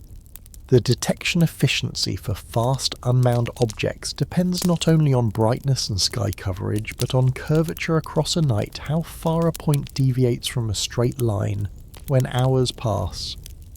Hyperbolas oblige. Their apparent paths bend enough that linking algorithms tuned to parallax and acceleration succeed. That bend is an ally disguised as difficulty, and in the arithmetic of discovery it becomes a selection function written in geometry. He keeps the craft visible so that chance becomes method. Surveys first estimate a volumetric flux, how many interstellar objects per cubic astronomical unit per year cross a given heliocentric distance brighter than a limiting magnitude. Convert from flux to space density by dividing by a typical velocity v for the family lives in the tens of kilometers per second, and a number emerges that, though wide in error, bars is firm in implication trillions of meter-scale interstellar remnants per parsec cubed millions of 10-meter fragments in a modest yet non-negligible share of kilometer-class bodies wandering between stars. Extrapolate across the galaxy's disk and a picture sharpens every star system ejects debris during formation and later evolution. The disk is an ocean of slow driftwood. The solar system is a beach that notices the larger pieces only when the tide is watched with time-lapse care. The quiet mystery remains where statistics are most honest at the bright end where small number noise lives. How steep is the size distribution for unbound bodies? Is it a power law as in collisional cascades or a broken curve shaped by ejection physics in young planetary systems? Do disks around M-dwarfs seed more drifters than disks around sun-like stars? Are icy fragments more common than rocky ones in the interstellar field? Each survey year, slims the error bars, and each detection adds only a small slice to a fat-tailed uncertainty. Rarity persists at the large end because the sky, even when generous, writes big letters seldom. Dry observations lay their stones where they do not obstruct the flow. They call 3 detections a trickle, yet even a trickle properly measured fixes a river's width. They call number densities speculative, but speculation fades when efficiencies and cadence are known. Correction becomes confidence, and confidence earns the right to keep uncertainty. They call rates frightening, yet the geometry remains kinder than fear hyperbolas arrive steep. The ecliptic is a narrow band, distances stay wide. He keeps the imagery elemental, so tally feels like weather rather than accounting. The census is rain in a wide valley. Drops are rare when watched by an impatient glance. Set out a quiet basin and return after a season, and the measure speaks. The flux is wind-borne seeds across a plain most never hit the single fence post. Many pass. A few lodge. The fence post thinks itself lucky or unlucky, depending on whether anyone was watching that week. The gentle analogy breathes once and rests statistics here is a long exposure photograph of traffic on a distant highway at night. At first the road seems empty. Then the time-lapse resolves red and white threads where before there was only dark. He turns to practical scales because the comfort in these numbers is their size. Kilometre-class interstellar objects like 3i Atlas cross within a few astronomical units, perhaps every few years to decades. 10-metre stones come more often yearly by some estimates, but are hard to see unless they pass very near and reflect well. Meter-class pebbles are a background entering the heliosphere constantly, their signatures lost in the zodiacal light's low dust and in meteoroid streams too thin to name. Even if Earth intersects trace dust from a single interstellar visitor's trail, the influx is a whisper against a global micrometeoroid rain, already present, tens of thousands of tons per year, nearly all of it domestic to the solar system. Exotic grains might hide in that rain like a vowel with another accent. Chemistry could reveal them one day in the upper atmosphere's slow archive. Danger does not lie in drifts that vanish as they fall. He lets 3 soft ironies find their level. Only took a third example to make the rare more common than anyone dared to hope 10 years ago. Only required counting objects that refuse to stay to learn more about the place that does. Only needed an unbounded orbiter path that never repeats to build the most reliable recurrent pattern in the ledger, a steady low-amplitude flow. He keeps detection bias in view because without it the arithmetic pretends to be cleaner than it is.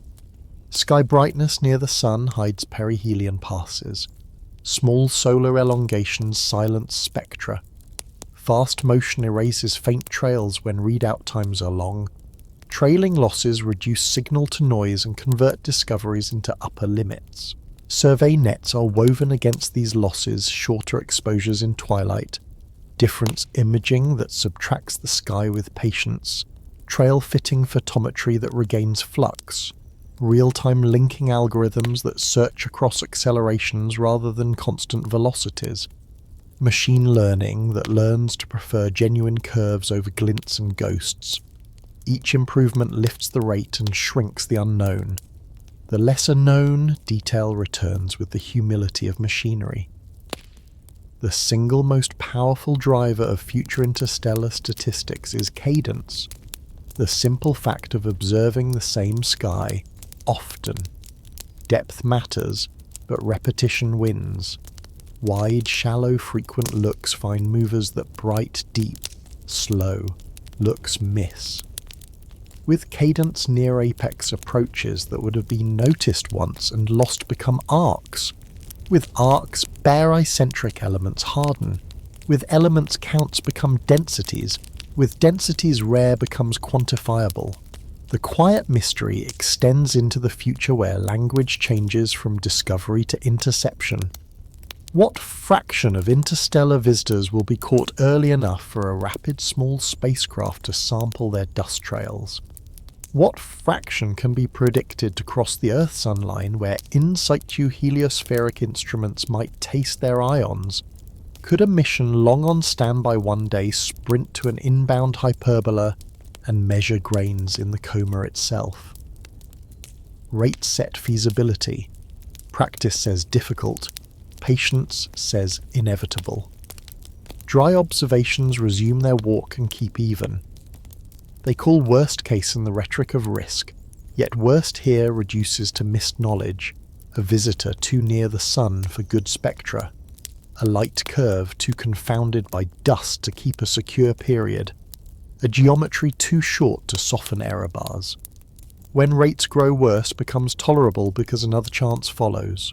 They call best case a once-in-a-century event. Cadence turns the century into decades and decades into years, until best becomes a schedule rather than a miracle. They call the galaxy empty, and then a third example crosses the inner system within a decade. Emptiness is a function of exposure time. He returns to the ledger with numbers that will date gently.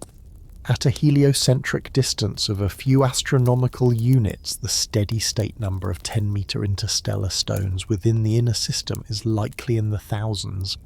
The number of kilometer-class bodies is smaller by orders of magnitude, yet not so small that a few will not pass each generation. The integrated cross-section of all unbound grains adds a small term to the zodiacal cloud less than persistent level and washes out into the same soft glow that already carries the solar system's own slow erosion. There remains the ruler that converts counts into densities. The width of the radiant band near the solar apex remains the map that converts detections into a selection function. The error bars still widen narrow with every season of quiet watching. The second precise detail sits in the corner, and matter's velocity distributions carry fingerprints of origin families. Objects ejected by giant planets scattering from young cold disks carry lower V relative to the local standard of rest. Those ejected by close stellar encounters or resonant chaos in older systems can leave faster. Measuring that distribution once dozens become hundreds will sketch which stellar neighbourhoods contribute most to the driftwood in which we now fish. Composition statistics will follow more slowly. For now, dust-rich and gas-rich families will start a taxonomy that deserves to be modest at first and firmer later.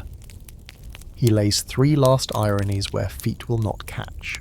Only took learning to notice time cadence, not depth to multiply discoveries that were already happening. Only required admitting bias to model what the net misses for confidence to grow. Only needed naming 3 stones to talk honestly about billions. He lets the section rest where counting becomes a mood rather than a verdict. Fact. The presence of 3I Atlas alongside Oumuamua and Borisov raises the inferred density of unbound bodies and confirms that the inner solar system is a place of regular unsensational crossings by matter made elsewhere.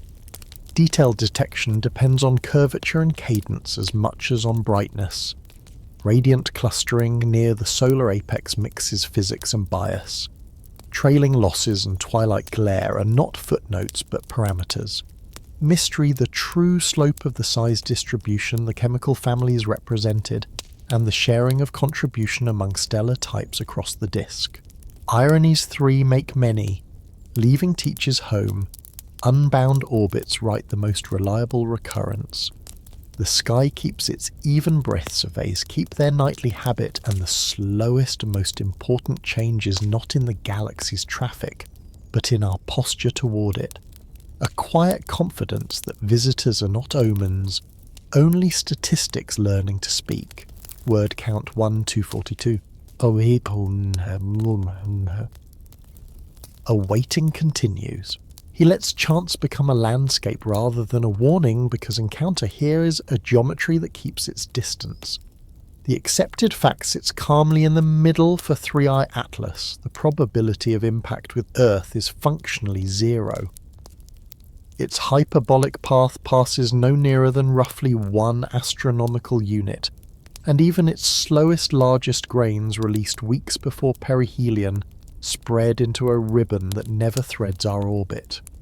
What can arrive are only the smallest, fastest drifters micrometeoroids that, if any exist on the right lanes, would ablate far above weather in the thin, blue edge and vanish into chemistry. He keeps the craft visible so that probability becomes arithmetic instead of mood.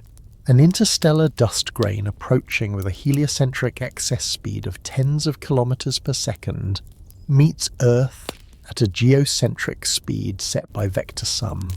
Near the apex of Earth's motion, the encounter speeds climb above 60-70 km per s1, high enough that the grain's kinetic energy per unit mass exceeds by orders the latent heats that once held it together. Entry begins invisibly near 130-150 kilometers. Bright flight peaks between 90 and 110 kilometers, and by 80 kilometers, most interstellar-sized grains would be vapor. What remains are atoms, ions, and oxides that mix into the mesosphere lower thermosphere. The radiance of such sporadics, if they arrive at all, cluster near the apex source, the same daily direction that our drift through the local interstellar medium makes obvious, and radar sees them not as showers but as statistics. He sets a lesser-known detail beside that quiet map of the metal layers that haunt the nighttime upper air. Sodium ion, magnesium show seasonal undulations and geomagnetic fingerprints because meteoric ablation seeds them. Faint lidars from high deserts watch those layers breathe, and in those breaths chemists recover the signatures of meteoric smoke particles, nanometer scale silicate oxide clusters that become nucleation sites for noctilucent clouds at polar summer. A handful of exotic interstellar grains mixed into that steady rain would hide there better than in any museum glass. He keeps the imagery elemental so that encounter feels like weather and not omen. A hyperbola is a river that never floods the banks. The dust it leaves is mist on the far shore. A few droplets loft across and evaporate before they touch ground, changing the scent of the air rather than the look of the field. The sky's chemistry for an hour learns a new letter in an alphabet it already speaks. A gentle analogy breathes once and rests an interstellar dust influx, is like a pinch of spice into a pot already simmering, measurable with the right instrument, imperceptible to the diner. The quiet mystery keeps its modest chair, whether any interstellar micrometeoroid streams can be distinguished reliably from the sporadic background that Earth already receives from its own dust environment. Radar head echo surveys identify apex helion and antihelion sources. Photographic networks find showers tied to bound comets and asteroids, but a train like 3i Atlas, so far from Earth, would contribute only a diffuse, undetectable increment. If a grain's isotopes or trace elements could be sampled aloft, oxygen ratios, pre-solar nanodiamond abundances, an interstellar fingerprint might be teased from the noise. In practice, collection at altitude is sparse, and ground samples conflate reworked dust with terrestrial weathering. The question remains a patient one: can a global background hide a rare alien grain in plain sight for long enough that only statistics recover it? Dry observations lay their flat stones and do not wobble. They call worst case as if collision, yet collision is excluded by geometry and speed.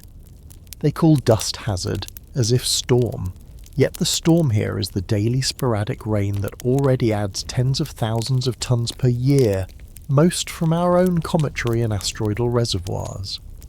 They call significant influx with a raised eyebrow, yet significant for chemistry is not significant for safety, and the numbers agree any extra load from a visitor like this rounds in the second or third decimal place of an already quiet budget.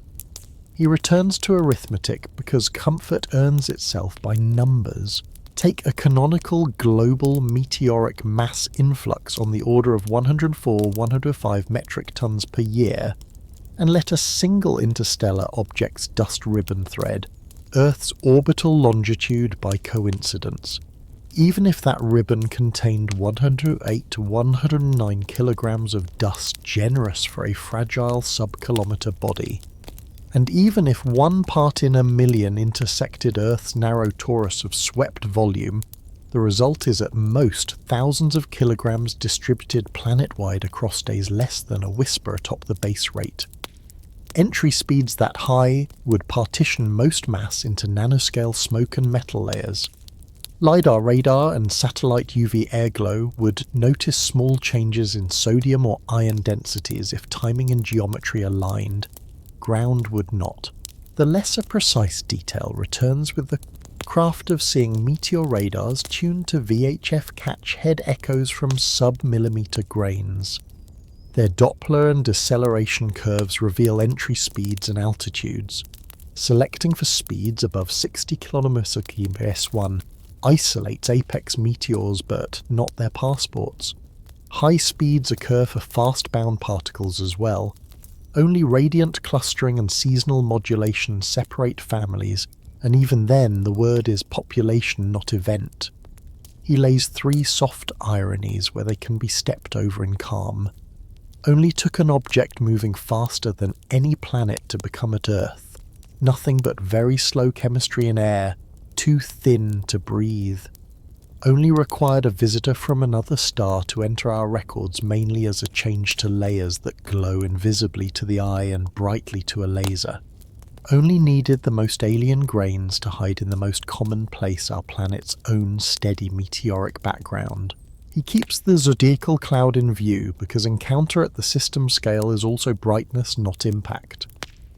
The inner solar system's dust cloud sculpted by Poynting-Robertson drag resonances and sporadic injections from comets makes the zodiacal light that tilts over desert horizons at dusk.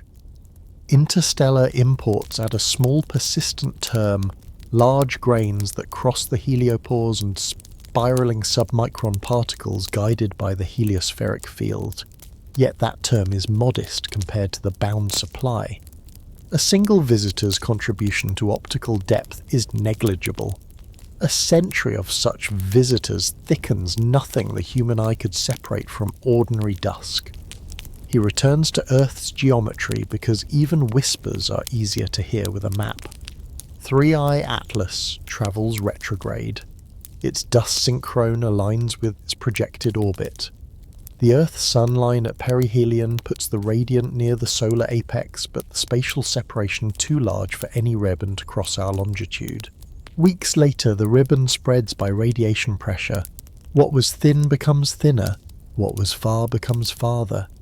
The night sky's meteor counts continue their seasonal familiar grammar, Perseids, Geminids, sporadics, while a scattering of high-speed head echoes slip by, unnamed, exactly as they would have before anyone noticed interstellar comets existed.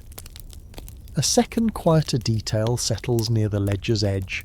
Meteoric smoke once formed participates in aeronomy charging in the ionospheric E region, coagulating and serving as seeds for noctilucent clouds at high latitudes in summer. Its residence time spans days to months. Its descent mixes with polar vortices.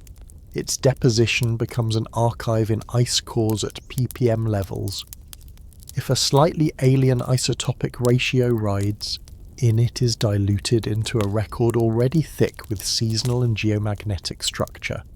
He keeps spacecraft in the frame because sometimes encounter is an instrument in the right place by accident.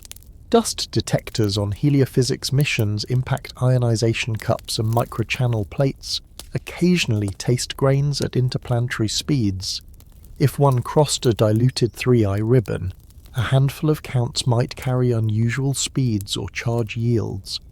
Particle analyzers poised near Lagrange points could sniff ions in a plume if geometry favoured it, but none of that rises to hazard.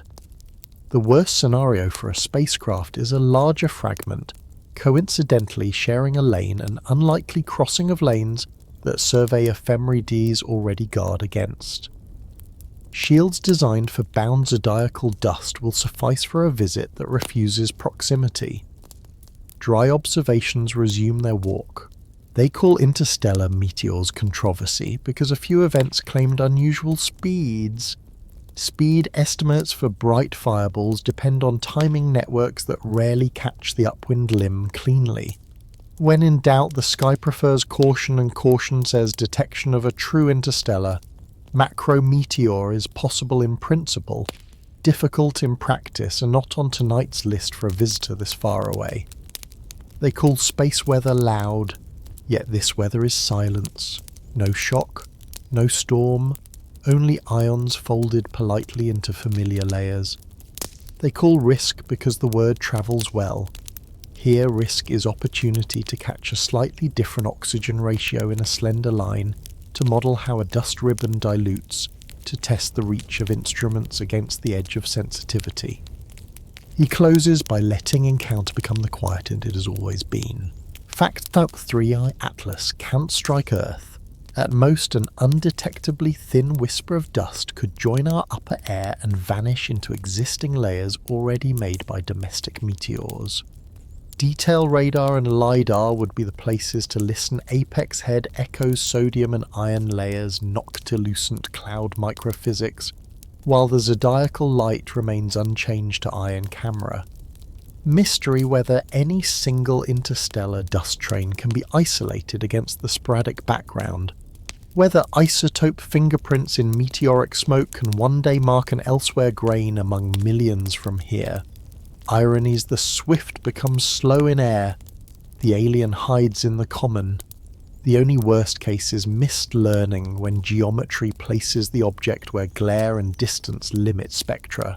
He leaves the ledger open where counting chemistry and geometry have already closed. The question that matters most: the sky is safe, the night remains ordinary, and the only thing that falls is a little light through air that for a few moments carries a trace from somewhere else, and then, as always, lets it go. Word count 1 to 30. Awaiting continues. He lets the word hazard become chemistry instead of alarm, because for interstellar debris the only theatre large enough is the thin blue edge, where air first remembers it is air. The accepted fact rests in the centre, without asking for more space than a sentence. Even in a liberal tally dust shed by 3i Atlas, cannot add more than a whisper to Earth's existing meteoric influx, tens of thousands of tons per year, from solar system sources already, and whatever fraction of an interstellar ribbon reaches our longitude ablates at 90 to 110 kilometers, converting to atoms, ions, and nanometer scale meteoric smoke that drift charge and join familiar layers rather than trouble the ground. He keeps the craft visible so that the upper atmosphere rises like a place with rooms. At the top, near 150 kilometers, first collisions ionize fragile grains into brief streaks of electrons. Lower, between 90 and 110 kilometers, thermal sputtering and melting unpack silicates and metals and elemental sodium and iron appear as luminous threads in narrow lines. Below that, 80 to 85 kilometers, smoke forms clusters of oxides and silicate fragments a few nanometers across sticky surfaces that take charge in the E region and become bait for electrons. Down again, the mesosphere cools. In polar summer cold, those smoke seas gather water molecules into noctilucent ice-pale veils that glow after sunset and whisper that meteors are always falling even when no one is looking. A lesser-known detail takes a modest chair beside this weather at high-latitude stations. LiDARs fire yellow and green light into the night and watch the sodium and iron layers breathe. The layers rise and sink with tides thicken after meteor showers thin during geomagnetic storms and carry signatures of chemistry, Na transforming into NaHCO3 and back by sunlight, Fe binding into hydroxides and oxides before sunrise unwinds the chain. On some nights the layers ripple like curtains, on others they become laminated sheets, typography written by gravity waves from far below. He keeps the imagery elemental so the idea of worst case relaxes into process. If an interstellar trail crosses the Earth, sunline, a few extra grams to tons of grain spread across a planet, become a new set of seeds, not a storm. A slight thickening in sodium near dawn, a transient rise in iron after midnight, a handful more smoke particles that carry negative charge and gather water where the mesopause is coldest. These are increments measured by lasers and radars, not by eyes. Chemistry learns a few more surfaces for reactions it already knows. Odd oxygen cycles that nibble at mesospheric ozone in darkness. Catalytic paths on particle faces that either help or hinder depending on sunlight and humidity. Charge exchange that rearranges ions without changing weather. The quiet mystery remains honest about its size. Could an exotic grain born under another star carry a trace composition that leaves a fingerprint in these layers, an oxygen isotopic ratio slightly different, a higher troilite fraction, an abundance of pre-solar nanodiamonds, uncommon in solar system dust, and would any instrument at altitude notice before mixing erases the accent? In principle, yes. In practice, collections from high-flying aircraft and balloons gather too little, too rarely, and ground filters cannot separate fresh skyfall from old reworked soil. The archive hides in ice and in long LiDAR records. The verdict, if it ever arrives, will be statistical, not singular. Dry observation set down 3 flat stones that do not wobble. They call the layers metal as if solid, yet metals here are atoms and ions glowing in air thinner than any laboratory vacuum. They call the smoke particles, but these are clusters so slight that 1,000 in a line would barely span a virus, and their weight is felt more in charge than in mass. They call noctilucent clouds new, and they are new to human memory, but not to a planet that has always had meteors, gravity waves, and polar summers. Novelty often belongs to attention more than to sky. He keeps the arithmetic close because comfort earns itself with numbers. Suppose a fragile interstellar nucleus sheds 109 kilograms of dust over months. Radiation pressure spreads most of it into space. Of the remainder, the Earth's narrow torus of swept volume 30,000 kilometers across on an orbit 2 PIAU long, samples a fraction near 1 in a million or less. Then only 103 kilograms arrive worldwide, fanned across nights. The base meteoric influx remains 107 to 100 times larger each year. Sodium layer column densities measured in billions of atoms per square centimeter might rise by 1% here or there if timing and geometry align. Iron, similarly. Smoke particle number densities already thousands per cubic centimetre. In the summer mesopause, learn a slightly higher plateau, then relax. Ground level air ocean soil unchanged in any way a person could touch. He places 3 soft ironies where they can be crossed without lifting a foot.